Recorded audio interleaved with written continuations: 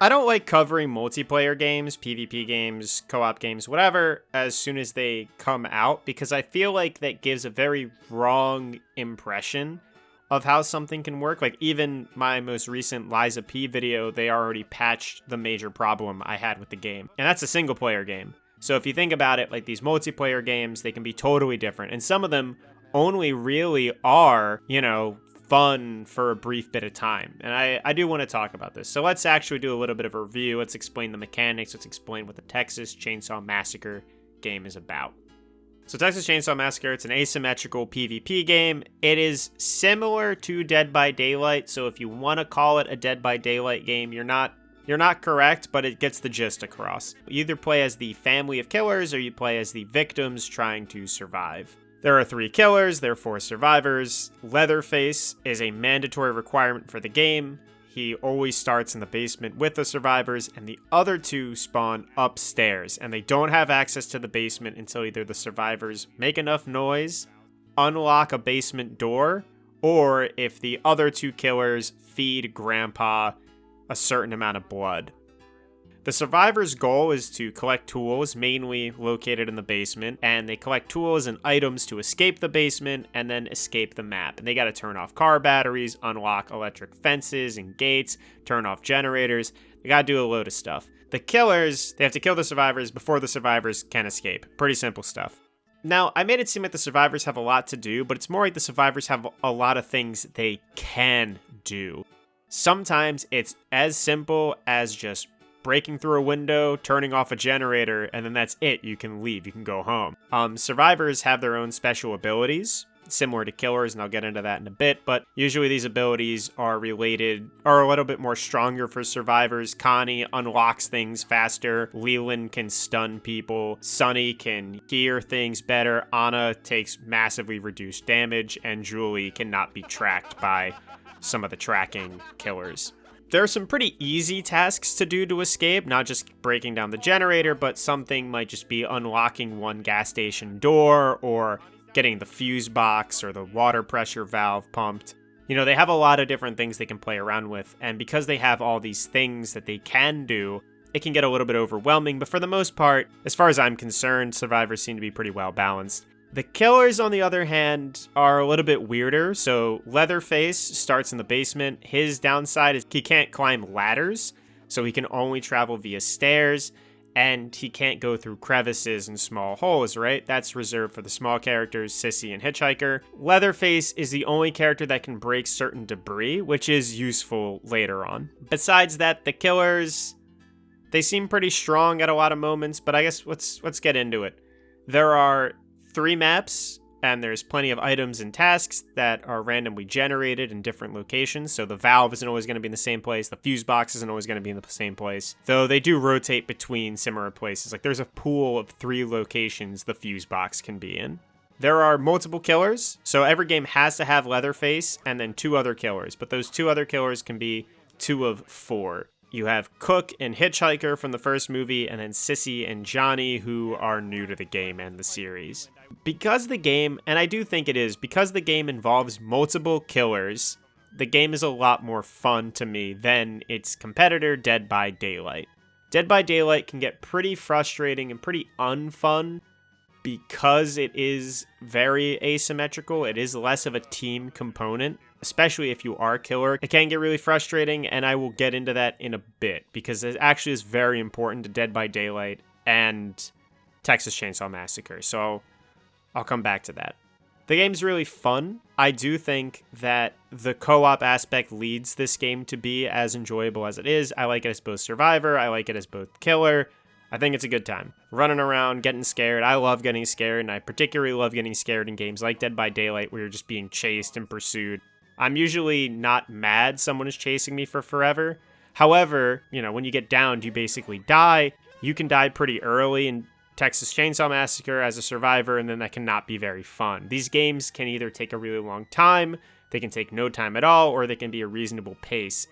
The biggest weakness, I would say, in Texas Chainsaw Massacre, and it is a game that has been getting consistently patched since it is released a month or 2 ago, is how quickly the meta of the game was solved. I would say that's the biggest weakness. There's another one which has to do with communication, which I'll get to, but basically, at the start of the game, when the game first came out, it seemed like killers were unstoppable. There's 3 of them. The survivors don't know anything. They don't know where to go.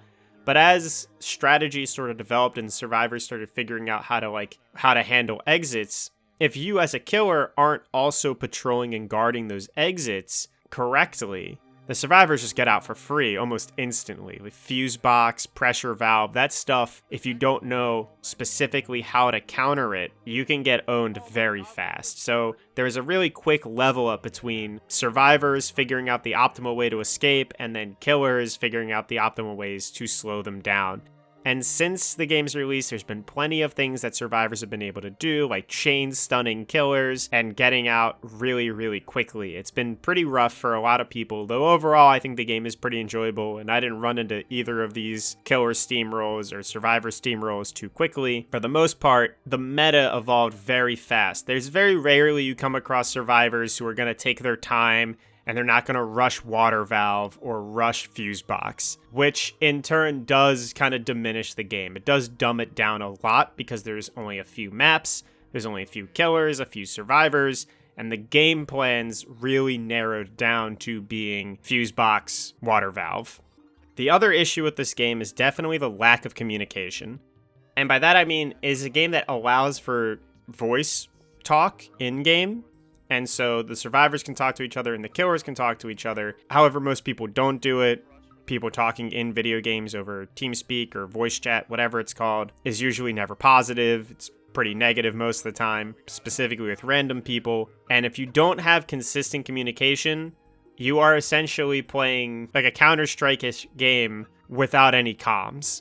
You want to make sure that people are checking on locked doors. If you're a killer, you want to know what doors are locked, what doors are unlocked, where somebody is, where somebody isn't. If a trap is active, you have characters that can track and locate victims. But if you don't communicate that to your teammates, they're basically useless.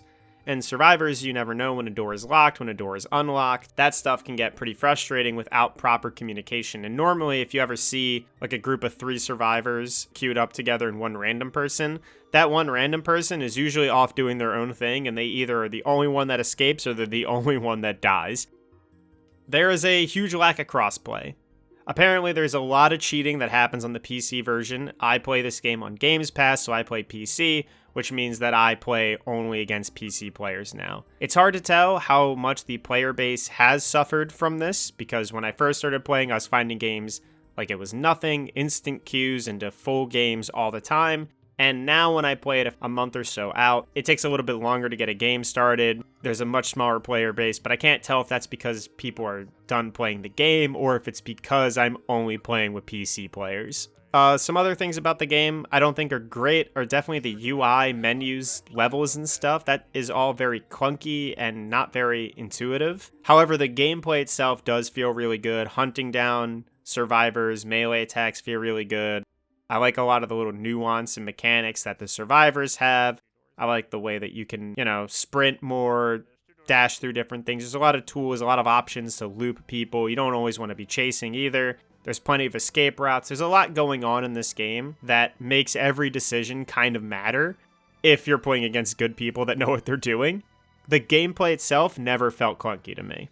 For me personally, I don't think the novelty of this game wore off. I still think it's pretty fun. I don't think it didn't wear off as quickly as I thought it would. I really like Dead by Daylight, so I was more than willing and very excited to play a team of killers. I think that's fun.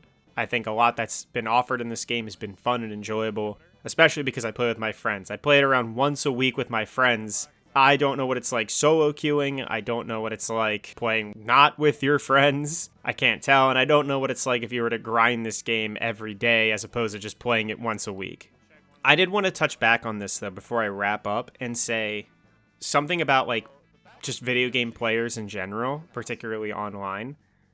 I think I played Killer and Dead by Daylight for maybe a total of 2 hours over the course of my 200 hours played in that game, right? And playing Killer and not knowing what I'm doing, and even when I do kind of know what I'm doing, it's rough, right? So much so that you want to feel like you win, and you don't want all 4 people to escape, so it's better to just kill somebody, put them on a hook, and camp them. You're not really incentivized to do that in Texas Chainsaw Massacre because you can just kill them instantly. You're not camping them, you just kill them, and then you move on to the next survivors, right? It's better to just constantly hunker down and make sure all the doors are locked and all the areas are guarded than it is to just chase one person and then camp their hook. Some of the least fun moments happen in this game when survivors win and they just haven't left yet. So they're just standing there at a gate you can't reach them at, and they just teabag you. It's very annoying. It's very irritating, more so because, like, they're just wasting everybody's time. I'm already not thrilled that they escaped. That's totally fine. And I'm not more annoyed that they're teabagging. I'm more annoyed that they're, like, holding the whole game up to brag about it. But I feel like this game is better because a lot of folks usually camp in Dead by Daylight as killer, so they get a guaranteed kill, so they feel like they won. Because if you're not gonna camp, and then all 4 survivors escape, someone is usually teabagging you or shit-talking you afterwards, and you feel really bad about it. So at least get 1 kill, right? Maybe 2 kills. You know what I mean? This game, you're really incentivized as a killer to not camp. It's very hard to camp. Outside of camping certain exits, you're encouraged to patrol because there's so many exits survivors can get into. For me personally, at least on the killer side, it has reduced a lot of toxicity that I would expect to see in other games. You still see it from survivors, but, well, what can you really do about that? I think, as far as Texas Chainsaw Massacre goes, is when you don't know anything, like if you're just going in with your friends, like this game is super fun. I think it's absolutely fantastic. It was a lot of fun. I got scared a lot. Getting chased, running around, trying to figure out what to do and how to do stuff. I really enjoyed it. I thought it was the best it had been at the start. When you know stuff and you're playing with and against other people who also know stuff, the game is a lot more serious, it's a lot more tactical, and that can also be pretty fun, that you all have to be sort of on the same level of trying and knowledge for it to really be like that. But when you're playing with people, when you know stuff and they don't know the same level of knowledge that you do, the game gets pretty unfun.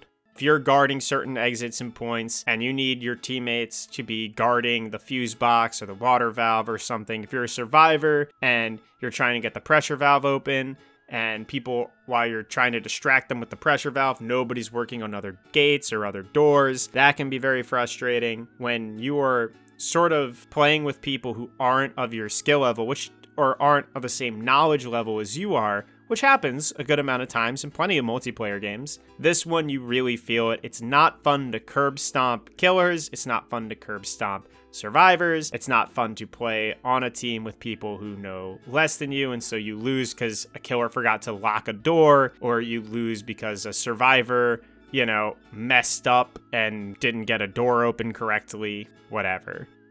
I think it's dumb fun. I don't mind it. But I totally get if this isn't everyone's cup of tea. Pretty lackluster way to end it, but I don't know. It is what it is. Made me want to watch the movies, which I did. Have you guys seen Texas Chainsaw Massacre 1? That movie's so fine. Like, it's good. And then have you seen Texas Chainsaw Massacre 2? That movie's so bad. And I want to see 3. Is that Excalibur? Does he get Excalibur? What the fuck?